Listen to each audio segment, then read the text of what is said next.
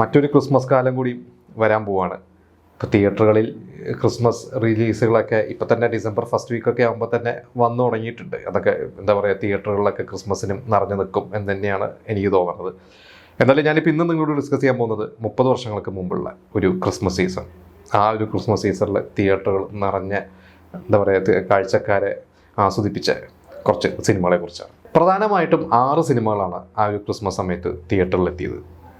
സാക്ഷ്യം, അറേബ്യ, വൃദ്ധന്മാരെ സൂക്ഷിക്കുക, Indian military intelligence, ശിപ്പായി ലഹള, പുതുക്കോട്ടയിലെ പുതുമണവാളൻ. അപ്പോൾ ഈ ഒരു 6 സിനിമകളും വ്യത്യസ്തമായിട്ടുള്ള ഭയങ്കര ഡിഫറെൻ്റ് ആയിട്ട് ജോണേഴ്സിലുള്ള സിനിമകളാണ്. അതിൽ സാക്ഷ്യം എന്ന് പറയുന്ന ഒരു സിനിമ ഡയറക്ടർ മോഹൻ, അദ്ദേഹം നമുക്കറിയാം 80കളിലൊക്കെ ശാലിനിൻ്റെ കൂട്ടുകാരിയും ഒക്കെ പോലത്തെ എന്താ പറയുക ഇടവേള കുറേ സിനിമകൾ ചെയ്തിട്ടുള്ളതാണ്. അപ്പോൾ അദ്ദേഹത്തിൻ്റെ സിനിമകളുടെ ഒരു മൂഡ് എന്ന് പറഞ്ഞാൽ നമുക്കറിയാം ഒരു ഭയങ്കര വേറൊരു ടൈപ്പ് ഓഫ് സിനിമകളാണ്. അങ്ങനെ ഭയങ്കര ഒരു കമേഴ്ഷ്യൽ സിനിമകളോ ഭയങ്കര ഒരു ജോളി ആയിട്ടുള്ള സിനിമകളോ അല്ല, ഭയങ്കര കോംപ്ലിക്കേറ്റഡ് ആയിട്ടുള്ള കഥകളോ പറയുന്ന സിനിമകളാണ്. അപ്പോൾ സാക്ഷ്യം എന്ന് പറയുന്ന സിനിമയുടെ ഒരു പ്രത്യേകത എന്ന് പറഞ്ഞാൽ അന്ന് ആക്ഷൻ ഹീറോ ആയിട്ട് നിറഞ്ഞു നിൽക്കുന്ന സുരേഷ് ഗോപി, മുരളി, ഗൗതമി, ഇവരെ ചുറ്റിപ്പറ്റിയാണ് ആ ഒരു സിനിമ. ആ സിനിമ കണ്ടവർക്കൊക്കെ അറിയാം. ഞാനൊക്കെ സ്കൂളിൽ പഠിക്കുന്ന സമയത്താണ്, 6ാം ക്ലാസ്സിലൊന്നാണ് ആ സിനിമയൊക്കെ ഇറങ്ങുമ്പോൾ ഞാൻ തിയേറ്ററിൽ പോയി കണ്ടതൊക്കെ എനിക്ക് ഓർമ്മയുണ്ട്. അന്ന് സുരേഷ് ഗോപിയാണ് ഒരു ആക്ഷൻ ഹീറോ താരമൂല്യമെങ്കിലും മുരളി അപ്പുറത്തെ ഹീറോ ആയിട്ട് സിനിമകളൊക്കെ ചെയ്യുന്നുണ്ടെങ്കിൽ കൂടി സുരേഷ് ഗോപിയാണ് ശരിക്കും നമുക്കറിയാവുന്ന ഒരു സൂപ്പർ സ്റ്റാർ. പക്ഷേ ആ ഒരു സിനിമ കണ്ടവർക്ക് അറിയാം ശരിക്കും മുരളിയാണ് നായകൻ. മുരളിയുടെ ഒരു വൈഫായിട്ട് ഗൗതമിയുടെ ഒരു പഴയ കാമുകനായിട്ട് സുരേഷ് ഗോപി. സിനിമ കണ്ടവർക്ക് അറിയാം, ഇല്ലെങ്കിൽ നിങ്ങൾക്ക് ഒന്ന് കാണാവുന്ന ഒരു സിനിമ തന്നെയാണ്. അതാണെങ്കിൽ ഒരു സീരിയസ് ആയിട്ടുള്ള സ്റ്റാൻഡേർഡ് മൂവി തന്നെയാണ്. ആ ഒരു സിനിമയിലാണ് ആദ്യമായിട്ട് മഞ്ജു വാര്യർ വരുന്നത്. ഇതിൽ ഗൗതമിയുടെ മുരളിയുടെ മകളായിട്ട് ഒരു സ്കൂൾ കുട്ടിയായിട്ട് മഞ്ജു വാര്യർ അന്ന് 10ാം ക്ലാസ്സിൽ എന്തോ പഠിക്കണമെന്ന് പറഞ്ഞു. ഈ ഒരു സിനിമയിലൂടെയാണ് അന്ന് കലോത്സവത്തിലൊക്കെ പങ്കെടുത്ത് കലാതിലകമൊക്കെ ആയിട്ടുള്ള മഞ്ജു വാര്യറാണ്. ഈ ഒരു സിനിമ ഇറങ്ങിയ ശേഷമാണ് സല്ലാപത്തിലേക്ക് വേണ്ടി എനിക്ക് തോന്നുന്നു അത് ഈ ഒരു സിനിമ അത് ഇറങ്ങുകയോ അതോ ഈ സിനിമയുടെ ഷൂട്ട് നടക്കുകയോ എന്തോ ആണ്. ഇത് കഴിഞ്ഞിട്ടാണ് സല്ലാപത്തിലേക്ക് മഞ്ജു വാര്യർക്ക് ഒരു എൻട്രി കിട്ടിയത്. പിന്നെ അറേബ്യ എന്ന് പറയുന്നൊരു സിനിമ ജയരാജ ഡയറക്ട് ചെയ്ത സിനിമ, ബാബു ആൻ്റണി. അന്ന് ബാബു ആൻ്റണിയുടെ സിനിമകളൊക്കെ ഹിറ്റായി. പിന്നീട് ചെറിയൊരു ഒരു ഡൗൺഫോളിൽ ബാബു എനിക്ക് നിൽക്കുന്ന ഒരു സമയത്താണ് അറേബ്യ ഇറങ്ങിയിരുന്നത്, തിയേറ്ററിൽ ഇറങ്ങിയിരുന്നത്. എനിക്കൊന്ന് അത്യാവശ്യം നല്ല ബഡ്ജറ്റിലേക്കാണ് ആ ഒരു സിനിമ വന്നത്. പിന്നെ വൃദ്ധന്മാരെ സൂക്ഷിക്കുക എന്ന് പറയുന്നത്, അത് സുനിൽ എന്ന് പറയുന്ന ഡയറക്ടർ, മാനത്തെ കൊട്ടാരമൊക്കെ ചെയ്ത സുനിൽ ഡയറക്ട് ചെയ്ത സിനിമയാണ്. അത് ജയറാമും ഖുഷ്ബുക്കി ആണെങ്കിലും ഇപ്പോഴും നമുക്കറിയാം അതിൽ നിറഞ്ഞ് എന്താ പറയുക ആറാടിയത് ദിലീപും ഹരിശ്രേഷ് അഭിനയിക്കുകയാണ്. കുറേ വൃദ്ധന്മാർ നമുക്കറിയാം ഒരു സിനിമയുടെ കഥ. അതിൽ വൃദ്ധന്മാരാണെന്നും പറഞ്ഞ് വേഷം കെട്ടി ദിലീപും ഹരിശ്രേഷ് അഭിനയൊക്കെ അവിടെ വന്ന് ഒരു എന്താ പറയുക അവർ തകർത്താടിയ ഒരു സിനിമ തന്നെയാണത്. പിന്നെ ശിപ്പായി ലഹള, സംവിധായകൻ വിനയൻ കമേഴ്ഷ്യൽ സിനിമകളിലോട്ട് വന്നു തുടങ്ങിയ ആ ഒരു സിനിമയാണ് ശിപ്പായി ലഹള. അതിൻ്റെ ഒരു തുടക്കം സിനിമ തന്നെയാണ്. മുകേഷും ശ്രീനിവാസനൊക്കെ കുറേ പറ്റുന്ന രസകരമായിട്ടുള്ള ഒരു സിനിമയാണ് ശിപ്പായി ലഹള.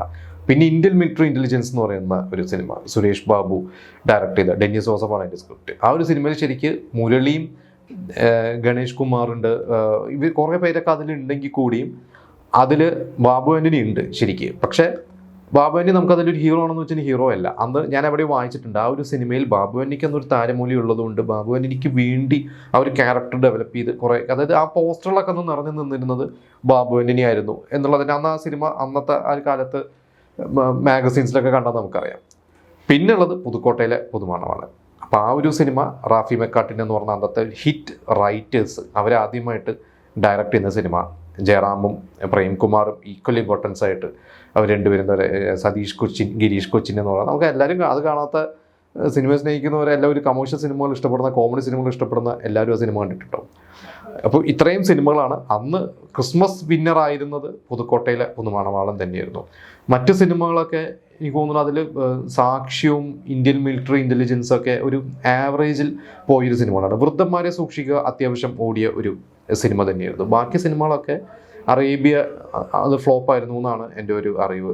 എന്തായാലും വിന്നറായിരുന്നത് പുതുക്കോട്ടയിലെ പുതുമണവാളൻ തന്നെയാണ്. അപ്പോൾ ആ ഒരു സിനിമയെക്കുറിച്ച് പറയുമ്പോൾ ശരിക്കും അന്ന് പുതുക്കോട്ടയിലെ പുതുമണവാളൻ്റെ ഒരു മുമ്പ് റാഫി മെക്കാട്ടിൻ സ്വന്തമായിട്ട് ഇവർ സംവിധാനം ചെയ്യാനായിട്ട് ഇവർ 2 കഥകളാണ് അന്ന് ആദ്യം പ്രൊഡ്യൂസേഴ്സിൻ്റെ അടുത്തൊക്കെ വന്ന് പറഞ്ഞിരുന്നത്. അതിൽ ആദ്യത്തെ ഒരു കഥ കേട്ടിട്ട് പറഞ്ഞു ഇത് ഭയങ്കര ഹെവി ആയിട്ടുള്ള സബ്ജക്റ്റാണ്, നിങ്ങളത് ഇപ്പോൾ ഫസ്റ്റ് പടമായിട്ട് ചെയ്യണ്ട എന്ന പ്രൊഡ്യൂസേഴ്സും കൂടെയുള്ളവരൊക്കെ പറഞ്ഞിട്ട് രണ്ടാമത് പറഞ്ഞ ആ ഒരു ലൈറ്റ് സബ്ജക്റ്റ് ഇത് നമുക്ക് ആദ്യം ചെയ്യാമെന്ന് പറഞ്ഞാൽ അങ്ങനെയാണ് പുതുക്കോട്ടയിലെ പുതുമണവാളൻ തുടങ്ങുന്നത്. അന്ന് അവർ ആദ്യം പറഞ്ഞ് പിന്നീട് ചെയ്യാമെന്ന് ഉദ്ദേശിച്ചാൽ പിന്നീട് ചെയ്തു, അതും സൂപ്പർ ഹിറ്റായി. അതായിരുന്നു പഞ്ചാബി ഹൗസ്. അപ്പോൾ എന്തായാലും ഇത്രയും സിനിമകളാണ് ആ 95 ക്രിസ്മസിന് റിലീസായത്. അതിൽ എല്ലാം ഒന്നിനൊന്ന് മികച്ച സിനിമകൾ തന്നെയാണ്. ശിപ്പായി ലഹള ഇത് തിയേറ്ററിൽ ഹിറ്റായ ഒരു സിനിമയാണ്. പക്ഷേ എനിക്ക് ഒന്ന് നമ്പർ 1 പുതുക്കോട്ടയിലെ പുതുമണവാളൻ തന്നെയായിരിക്കണം.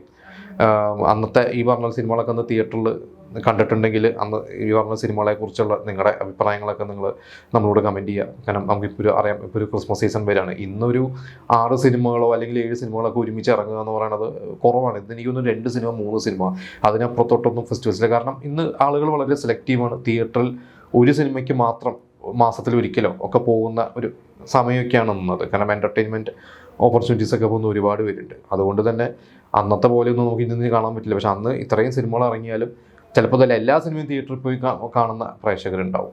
കാരണം വേറെ എൻ്റർടൈൻമെൻ്റ് ഒന്നും ഇല്ലാത്തതുകൊണ്ട്. അപ്പോൾ എന്തായാലും ഈ ഒരു സിനിമകളെ കുറിച്ചുള്ള നിങ്ങളുടെ അഭിപ്രായങ്ങൾ നിങ്ങളൊന്ന് തിയേറ്ററിൽ കണ്ടിട്ടുണ്ടെങ്കിൽ അന്നത്തെ ആ ഒരു ഓർമ്മകളൊക്കെ നമുക്ക് കമൻറ്റ് ചെയ്യാം.